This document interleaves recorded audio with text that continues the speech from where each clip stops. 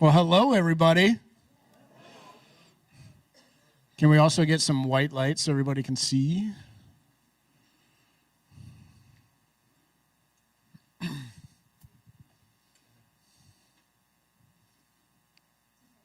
Oh, okay. It's just taking a while. Oh, you got to love electronics, right? No, you don't? All right. Well, good morning. It's been a minute since I've been up here, I think. I think last time I was up here, some of you kids were still in middle school. But Bill asked me to pick a day in January to share, and I said, all right, fine, I will. And he said, oh, and by the way, it needs to fit into the series. And I said, oh, I'll do my best. I'm not, if you guys don't know me very well, I'm not one of those people that kind of fit into a specific mold, right? I'm my own person. I do what I want, when I want, and how I want. Unless my wife tells me I can't do it, and then I can't do it while she's watching. But anyway, so today's sermon is all about your everyday opportunity to either fight or flight, and it's all about being in your own headspace. I'm just going to be open with you guys for a minute. Something's already happened this morning that's already got me kind of rolling through my emotions. So if you guys know me, I'm very passionate about what I do and about preaching.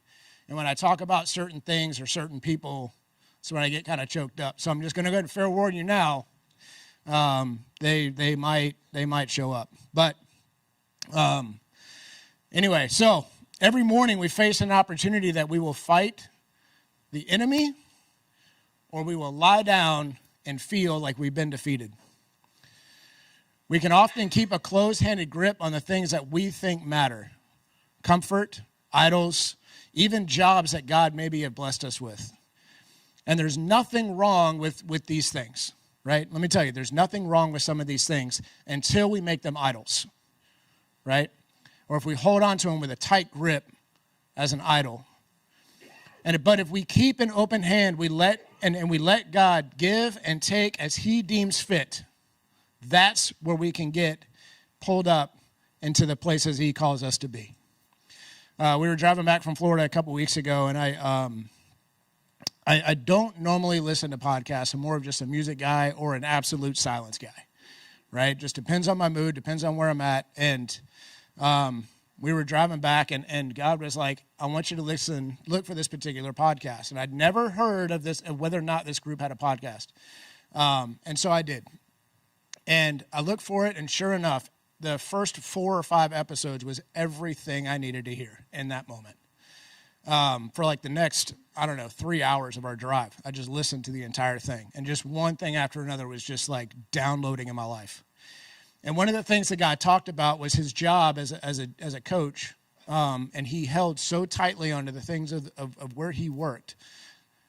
And what he really needed to be doing was at some point in his life, he finally just opened his hand up and allowed God to really move in his life. And he just totally excelled. I mean, he was already kind of excelling, right? But there were stressors and all kinds of other things that came along with it. And as soon as he opened his hand and let God begin to add things and take away things, it really just kind of changed his life. All right, but look, I will admit to you guys, the tension is real, right? The tension of holding on to those things or letting them go, there might be a little tense in the situations, right? And so we often grip tight onto the wrong things, our free time, our hobbies, maybe even our reputation, instead of what God has absolutely laid out for us. All right? And as Psalm 119 and verse 165, it says, great peace have those who love your law, and nothing causes them to stumble. We stumble when we fight for our own way, not for God's way.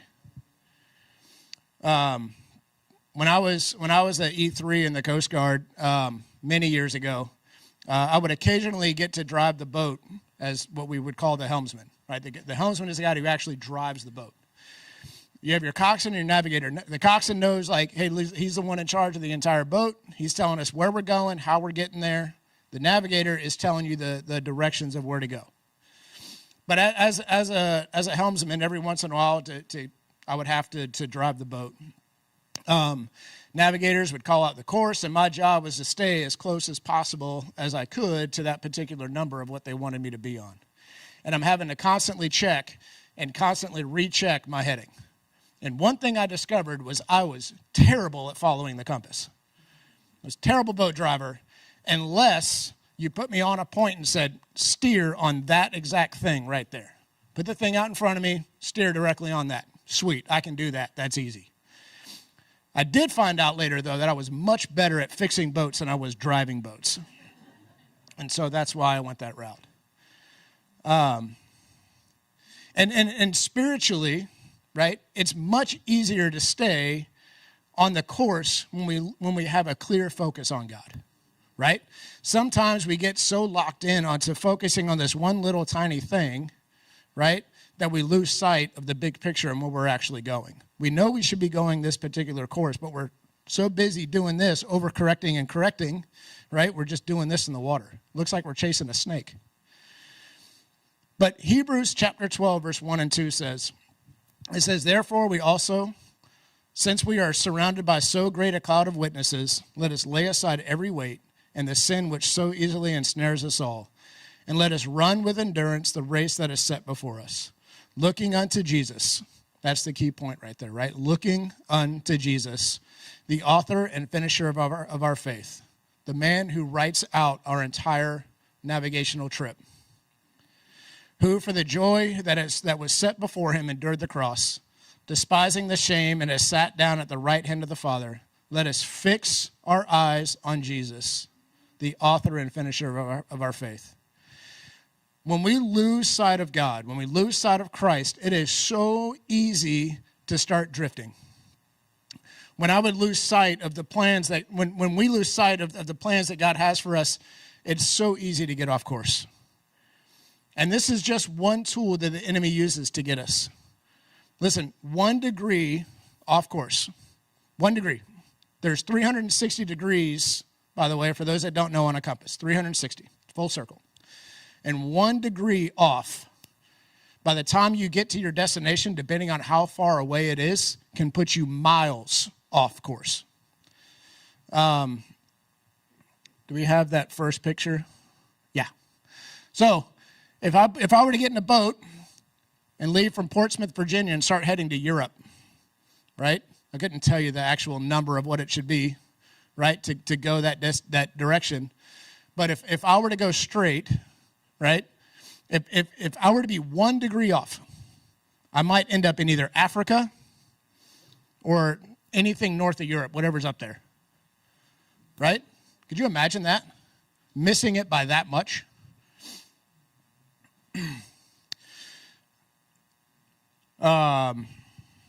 Yeah, you could be hundreds of miles away just by being off 1 degree at the beginning. And here in a minute, I'm going to use 3 examples of Christians that the enemy would love to take out. And he does it by just knocking us off course just a little bit. And I'm also going to tell you what I believe his strategy would be to do it and how we might mitigate or defend ourselves against the attack. The enemy doesn't always use the same weapon for everyone. He's going to use a different one for each person. He customizes his attacks based on who you are. You're human, period. I'm not sure I believe the enemy knows you as well as some of us thinks he does, right? A lot of people say, oh, he knows the bait. He knows what works for you. I don't necessarily believe that he knows much about you as God knows about you because he created you, right? But he does know what schemes might work on us, and he's going to try every single one. Sometimes we recognize the bait. We're like, nope, I know what that is. That's trouble. I'm going to stay away from that. Sometimes we don't even realize it's bait until he buries the hook in us. And it doesn't matter who you are. He is going to try to tempt you to get off course. Guys, look, newsflash, he tried to tempt Jesus. If he tried to tempt Jesus, who else is he going to try to get? He's going to try to take anybody he can with him. And so your first target, or his first target, I think, is the everyday Christian. Because I believe that they are the easiest ones to grab. He doesn't try to make you evil. He just tries to make you numb. He tempts you into filling your schedule with good things so you don't run away from God. You just slowly drift until you're spiritually far away. And he doesn't need to dump a whole lot on your plate. No, he just needs one little thing to get you started. He just needs that 1 degree off. Maybe it's the demand of your job. Oh, if I just get that one promotion, I'll be okay. And so you start going after that one thing. But then things start to stack up. And one by one, we start getting off course. One by one, we're another degree off. Just like a boat sailing off course by 1 single degree, small distractions can lead us further and further away from our destination. Let me show you something that really brings us home. Can you put up that compass slide? I don't know if you guys can see this, right? But there's 0, right? 0 is dead north, right? Straight north. There is a little tiny, you can see the 10 degrees, right? And then there's one little tiny mark. That does not look like much to some of y'all, right? But I can tell you, like I said earlier, if I were to go straight towards Europe, but I'm only 1 degree off, I'm either going to be in Africa or I'm going to be in, what's north of that? Iceland, Greenland, ice. Kind of far off, right? But here's the reality. If you set out on a journey, I just did that. And as a matter of fact, you might even think that you're on track for a little while. You'll feel like you're still on course, but the further you travel, the more that small error begins to add up. By the time you reach your destination, you could be miles, and again, like I said, hundreds of miles off course. When I was steering the boat, right, let's go back to my E3 days. When I was steering the boat, the navigator and the coxswain would always ask me, hey, what's your heading? And I'd have to answer the one that I should be on. And they would help me, correct me if I was off. And in our faith, we need regular self-examination and correction at all times. Because that's exactly how spiritual drift works. The enemy doesn't need to turn your life upside down overnight. All it takes is that one little small distraction, a little compromise, a tiny shift in your focus. Over time, those little things begin to add up. And suddenly you find yourself far from where God intended you to be. That's why in Hebrews chapter 2, verse 1, it warns us. He says, we must give the more earnest heed to the things that we have heard, lest we drift away. So let me ask you, what's your heading today? Are you checking your spiritual compass, or are you drifting further away without realizing it? Are you open to correction from God and others, or are you just hoping that you'll end up where you're supposed to be? Just like on the boat, it's not about perfection. It's about constant attention and a willingness to make corrections. God is always ready to help us get back on course when we seek him. And put up that next one, the crazy circle one. But look, this is exactly where the enemy wants us. He wants us all over the place with no real true direction. If we get here, we can easily and quickly run out of fuel and find ourselves stranded. There's even times that you might drive a boat on land. And let me tell you, that doesn't work well.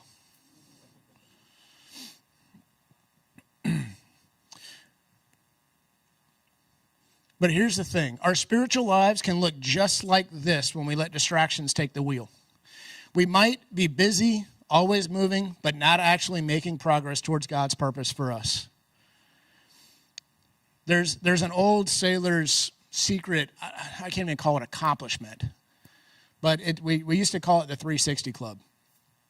And the trick was, or the to get in the club, while we're navigating to wherever we're going, you need to be able to, you have to, as the helmsman, you have to make a full circle and then come back to your original track line without anybody noticing.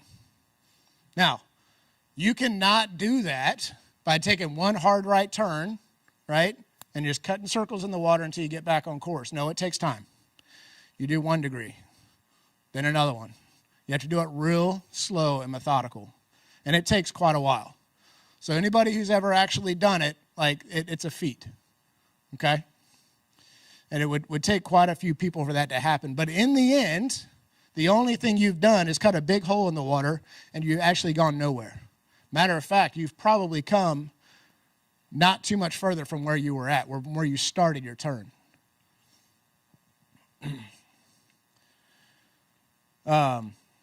You've been wasting your time. And it's the dangers underneath the waterline that we don't see as the drivers, right? It's the ones that the navigators see because they have the chart. It's the one that the coxswain sees and knows where they're at because he knows those waters better than anybody else. And so we have to be consistently like in communication with them. The Holy Spirit, Jesus, right? Continuously checking ourselves so we don't get distracted. Just like a helmsman, we need to pause. We need to check our heading and ask ourselves, am I letting God navigate my life, or am I letting the enemy guide my life? Am I on my compass on the course that leads me toward Christ, or am I trying to be a part of the 360 club? The good news is, even if we get on course, right, God is always ready to help us correct our heading. I remember one time we were driving and we were just out cutting holes in the water, not really doing much. And by the way, cutting holes in the water means we're just wasting the government's money on fuel, right? That's all we're doing. Or maybe fishing. Just kidding. Coast Guard doesn't fish. But no, we'd be driving around just training and practicing or doing whatever. And I'd be driving the boat and they'd say, Brummett, what's your heading? 350. Okay, good. You're still good. 2 minutes later, Brummett, what's your heading? 355? Somewhere? And they were constantly checking, constantly asking, constantly having to correct. Right? All right, well, come left, back 350, come left, just so you could stay on course. But yeah, constantly in check, constantly keeping yourself in check, letting the Holy Spirit speak into your life. Hey, where are you at? What's your course? Where are you heading? Where are you going? And that brings us to the next step. How do we get back on course and how do we stay there? Scripture tells us, it's in Psalm 139, verse 23 and 24. It says, search me, O God, and know my heart. Try me and know my anxieties, and see if there is any wicked way in me, and lead me in the way of everlasting. That's how we get back on course, constantly checking ourselves to that. The second target, and this I think this is the most important person that we as a congregation and we as people need to protect. And that's the pastor and the leaders of your church. Because Scripture tells us that if you strike the shepherd, it's not the exact words, it's my version, strike the shepherd and the sheep will scatter. Right? Imagine how that looks. If Satan can take the lead, the pastor down to the church, he ain't got to touch anybody else, right? Because there's going to be so much bitterness. There's going to be so much fill in the blank, right? In 1 Timothy chapter 3, you guys have to give me a second. I bet y'all beat me there. Just kidding. In 1 Timothy chapter 3, verse 1 through 7, the devil uses this as a weapon. He says, this is a faithful saying, if a man desires the position of a bishop, he desires a good work. A bishop then must be blameless, the husband of one wife, temperate, sober-minded, of good behavior, hospitable, able to teach, not given to wine, not violent, not greedy for money, but gentle, not quarrelsome, not covetous, one who rules his own house well, having his children in submission with all reverence. For if a man does not know how to rule his own house, how will he take care of the church of God? Not a novice, lest being puffed up with pride, he fall into the same condemnation as the devil. Moreover, he must have a good testimony among those who are outside, lest he fall into reproach and the snare of the devil. There you go. That's how you become a pastor of a church. Just follow all those things perfectly. At least that's what the devil wants you to believe. Right? He's going to tell you, he's going to whisper in your ear, hey, you're the leader. You have to be above reproach. If you admit that you're struggling, you'll be disqualified. They'll remove you right off the bat. You know what this does? Does nothing but leads to glory isolation. You're hiding your sin to protect the ministry. You're wearing a mask while you rot on the inside.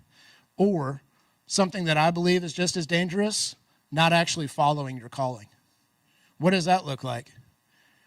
The enemy says you can't do ministry because you've done A, B, and C, or you haven't held up to exactly what this says, exactly how you should be.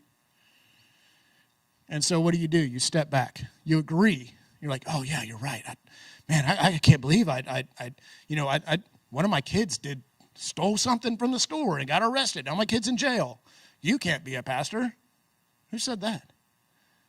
Right? You judge yourself, and then it kind of goes back to that old question in the Genesis. It's who told you were naked? Right? And so for the enemy, this is just as good as you hiding it. And the truth is, I'll admit, I've been there numerous times. And I'm sure there's probably quite a few people in this room that have been there too. I found myself beating myself up and saying, look, I'm not worthy. I can't do A, B, and C because I did this or I did that.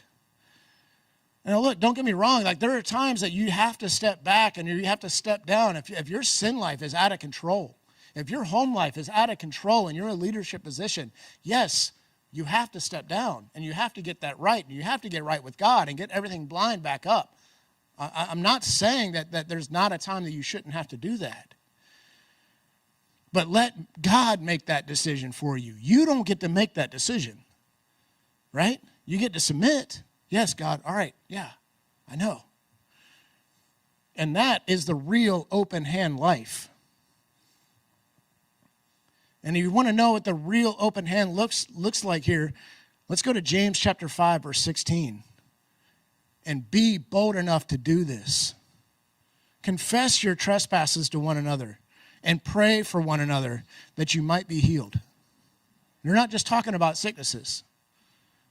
He's not talking about someone being sick. Oh, you're sick because you sinned. No, he's talking about being healed from an addiction. He's talking about being healed from sinning. And look, this is not just for the congregation. This is for leaders too. The third person that I believe that the devil goes after, and if he can knock this person out, he's taken out a general. And that, to me, is the prayer warrior. Oh, how does he get to the prayer warrior? That prayer warrior is so in touch with God, there's no way he can get in there. Well, there's your first problem. Pride. Doubt, bitterness. As I was writing this part, I asked a really good friend of mine, better yet, she's not a friend. She's my church mama. I asked my church mama about this one because I believe that she is one of the most awesome prayer warriors I've ever met in my life. I said, how do you think, if the enemy were to attack you, how do you think the enemy would come after it? And she said the first thing that came out of her mouth was illusion or disillusion. Doubt, bitterness. Okay. And so I kind of started thinking about it. She gave me some examples and talked about the Pharisees and how they acted. And I just had to sit on this one for a minute. I was like, what exactly did she mean? And God started kind of unraveling it for me. And this morning I finally typed it out. And it says, remember that demon-possessed boy that Jesus had to cast the demons out of? Unanswered prayers. Right? You know, the one that required prayer and fasting? How much doubt do you think some of the disciples had at that point before Jesus had to do that? Do you think they thought to themselves, man, we can never do what he does, so what's the point? If we can't get to that, then why are we even trying anymore? I bet some of them thought that way, and so they walked away. It's not recorded here, but I wonder that. How many times have you seen a prayer go unanswered in your life, and then you ask God, why? God, why didn't you answer this prayer for me? Why didn't you allow my mom to live? Why did you take her away from us?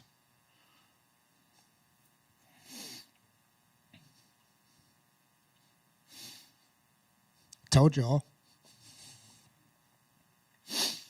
And that, right there, that's where the enemy gets his foot in the door. That's where the infection of bitterness starts. He brings more doubt. You might even start seeing other prayers get answered. Other prayer warriors seeing their prayers answered. Or maybe yet that first little thing I talked about, pride. Maybe that pride was the issue. Maybe the answered prayer started building up pride in your life instead of building up glory and honor in your life to God. You started taking credit for the answered prayers. Well, if I hadn't prayed for them, they never would have got healed. Let me tell you, kind of a big deal. And look, we have to be careful here. We must be careful. This is where we are constantly checking our heading. Constantly checking. Can you go back to Psalm 139, 23 and 24? Many are the afflictions. No, not that one. Search me, O Lord. There it is. Search me, O God, and know my heart. Try me and know my anxieties. Know what I'm dealing with. God, know me so well that you know me inside and out. And see if there is any wicked way in me. God, why are these prayers not being answered? What am I struggling with? Why am I dealing with this? And then let him lead you in the way of everlasting. Chris, you can go ahead and come up.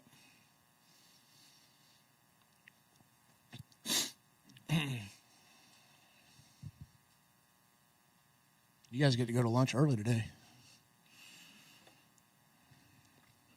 The truth of the matter is, being honest, most of the time the battle is often won or lost before the first shot is even fired. Again, it's about where your head's at. If the enemy has convinced you that you're safe from being attacked, you've already lost. If he's convinced you that there's no reason to even fight anymore, guess what? He's won. Just like a plane or a boat that gets knocked off course by 1 degree, you may not notice until you're far from where you should be. He's already won. He's going to knock you off course, right? There is no boat driver in the world, the entire United States Coast Guard, not a single one that can dead hole a course without some kind of outside what? I don't know what she said. Jesus, okay. If he's taking the wheel, then absolutely. But there is not a single pilot, there's not a single boat driver, there's not a single person that can hold a dead steady course the entire time. They are constantly going to be making corrections. Constantly. There's too many variables. Right?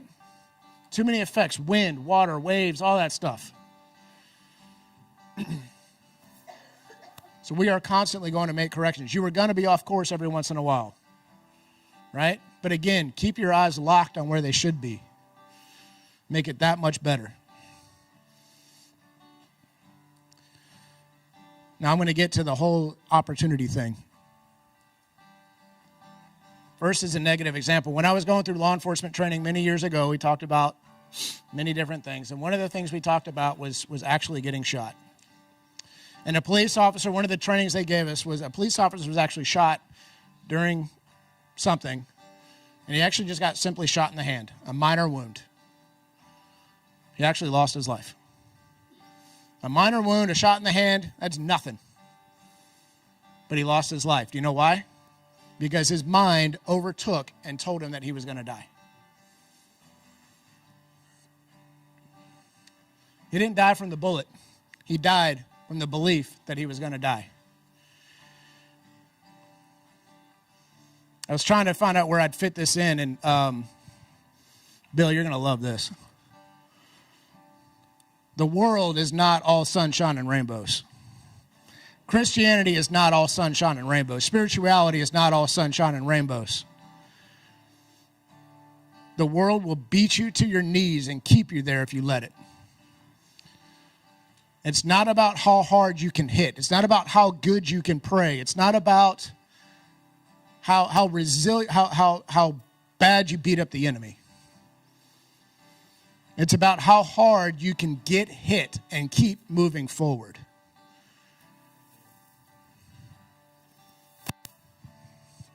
It's about resilience, not avoidance. You know, bad story, good story to follow. Jason Redman was a Navy SEAL, and back in 2007, he was ambushed in Iraq, and he was actually shot in the face. And his boys thought he died. He lived. You should listen to his testimony. It's absolutely amazing. But lying in the dirt, he decided, I am not going to die here. And in the hospital, he posted a sign that said, if you are coming into this room with sorrow or to feel sorry for my wounds, go somewhere else. The wounds I received, I got in a job that I love, and I am full of the determination to overcome them. And this is the mindset that God calls us to. Psalm 34:19, it says, many are the bad things or the evil things that happen to the righteous, but the Lord delivers them from them all. And Psalm 37, it reminds us, it says, though he falls, he shall not be utterly cast down, for the Lord upholds him with his right hand. Remember, be vulnerable. Be James 5, verse 16. Iron sharpens iron, but you can't sharpen a knife that's hiding in the sheath. You have to expose the blade. You have to be above reproach. Doesn't mean being inhuman. It means being honest. Not only with your fellow Christians, but also with yourself. It required being honest and open with God. There's no sense in trying to hide it from God. Look, he already knows. Just like he knew where Adam and Eve were in the garden. He knew exactly where they were. And look, here's where that fight or flight thing comes into play. Prayer team, you guys can go ahead and come up too. Because I'm going to give you guys a call to action here in a second.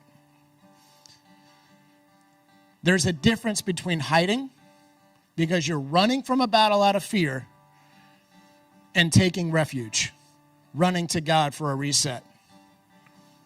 Adam and Eve, they ran out of fear.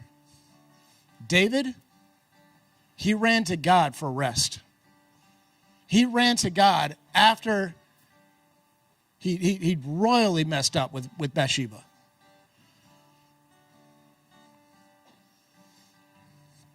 Psalm chapter 9, verse 9 says that the Lord will be a refuge for the oppressed, a refuge in times of trouble. I don't know how many times you notice it in the New Testament. One of these days I'm going to go count. How many times did Jesus go away to pray? If he is going away to pray, I know for a fact some of us need to go away and pray. Look, it's okay to retreat to the Father. It's absolutely fatal to retreat to your own self. Your own self got you in that situation. I hate to break it to you. So right here, right now is one of your everyday opportunities. Stop holding on to the sheath of your reputation. Stop believing the same lie that the officer believed, the same one that Satan tries to dump into your brain, the same one that he tries to give you and say, hey, you're a failure, you messed up, you're never going to be forgiven, you can't lead, your prayers are going unanswered, you're never going to get healed, God doesn't love you, you're a piece of garbage. How many of those lies, what's the lie you're believing right now? I know he's trying to give you something. He's trying to take you down with him. Doesn't matter if you're a casual Christian or the pastor of this church. Doesn't matter if you're a leader in this church. He's trying to take you down, because he takes you down, he's going to take a lot of people with him. And the way that we fight that, our defense of that is, I believe, it's James chapter 5, verse 16, and it's Psalm 139. Search me, O God. Lead me where I should be. And as you're going, hey, Chris, man, dude, I'm struggling, dude. I'm dealing with A, B, and C. I'm dealing with this. I'm dealing with that. I need help, need prayer. That's what it looks like. We have to adopt the red man mindset, that Jason Redman mindset. Be full of the determination that you're going to overcome. Yes, I failed. Yes, I'm a sinner. But God already knows this. I'm not hiding anything from him. And the truth is, he knew we were going to be, and yet he still sent his son to die on the cross for us. Thank God for that. Literally, I thank God for that. And I thank him daily that it's by his grace that I am set free. And I get to live in freedom. I get to make mistakes and live without the repercussion of it, right? I think Chris is going to lead us in a song of worship. You got one, buddy? Of course he does. But for the pastor, for the leader, for the whoever, you're feeling the weight of some sort of pedestal. And again, you don't have to be a leader in a church. You don't have to be a pastor in a church. You're holding some sort of pedestal. Something's got you raised up. This altar call is for you. These next few minutes are for you. For the person that's been shot in the hand, but you feel like you're dying, this altar call is for you. For that casual Christian that realizes, man, I am so far off course, I have no idea where I'm at. Come on. We want to pray with you. Might need some more teams up here, I'm thinking. So if you're one of my leaders in the church and you don't need prayer, if somebody's up here and they look like they're needing prayer, I invite you to come up and pray with them, okay? Come on up. Let us bandage you up so you can get back in that fight.